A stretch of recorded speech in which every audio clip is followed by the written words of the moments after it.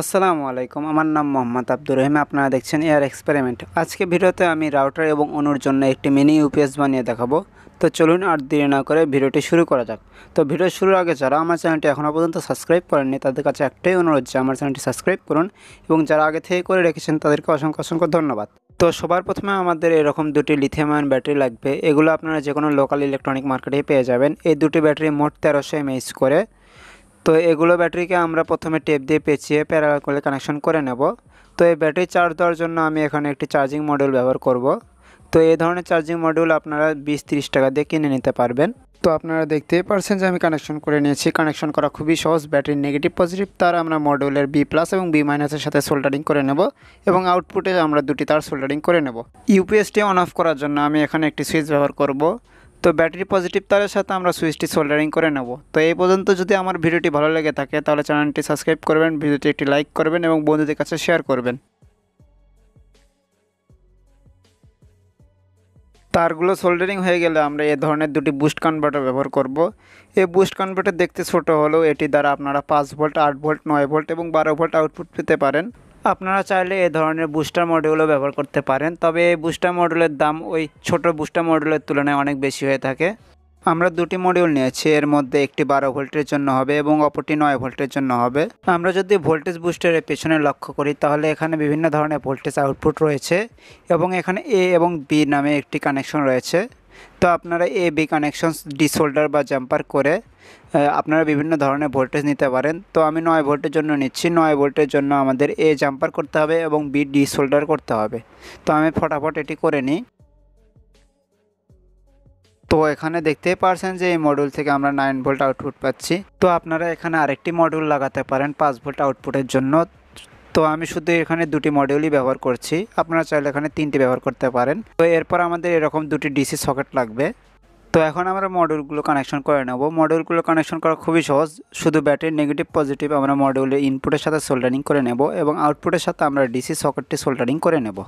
আপনাদের কোথাও বুঝতে অসুবিধা হলে নিচে কমেন্ট করবেন, আমি উত্তর দেওয়ার চেষ্টা করব। তো একইভাবে আমরা অন্য মডিউলটিও সোল্ডারিং করে নেব।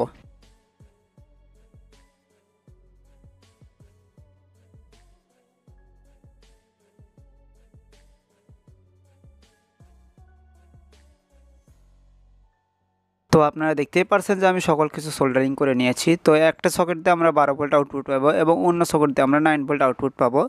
তো এখন আমরা কি করব, আমরা এখন এটির জন্য সুন্দর দেখে একটি বক্স বানাবো। তো আমি আগে বক্স বানিয়ে রেখেছি। তো আমি কার্ডবোর্ড এবং প্লাস্টিকের টুকরো দিয়ে একটি বক্স বানিয়ে নিয়েছি। আপনারা চাইলে পুরো প্লাস্টিকের টুকরো দিয়ে বক্স বানাতে পারবেন। তো আমি সামনে কিছু ছিদ্র রেখেছি। তো চলুন এখন আমরা এর ভিতরে সকল কম্পোনেন্টগুলো আঠা দিয়ে লাগানো যাক। তো দেখতেই পাচ্ছেন যে আমি সকল কম্পোনেন্ট আঠা দিয়ে লাগিয়ে নিয়েছি। তো আমি সামনে এটি সুইচ এবং চার্জিং পোর্ট রেখেছি এবং দুই পাশে দুটি আমরা ডিসি সকেট রেখেছি।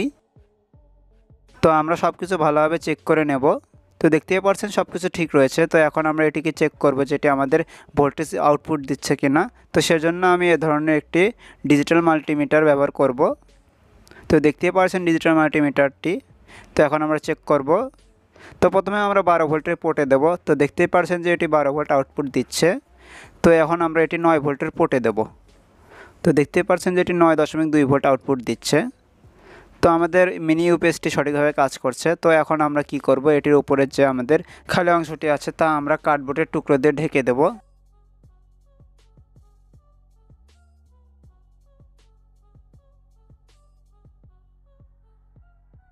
তো আমাদের রাউটার অনুর জন্য মিনি ইউপিএসটি তৈরি হয়েছে। তো দেখতে এরকম হয়েছে।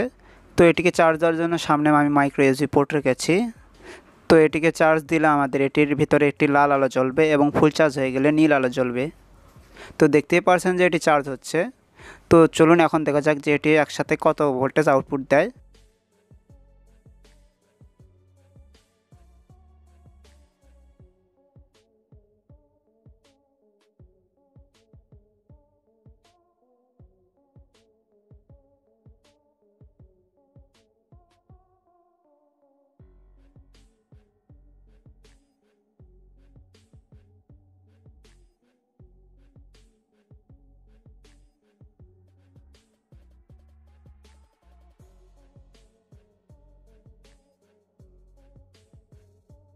ভিডিও শেষ করার আগে আমি একটি কথা বলে রাখি, যদি আপনারা এই ইউপিএসে দুটি ভালো মানের ব্যাটারি ব্যবহার করেন সেক্ষেত্রে 4 থেকে 5 ঘন্টা অনায়াসে ব্যাকআপ পেয়ে যাবেন।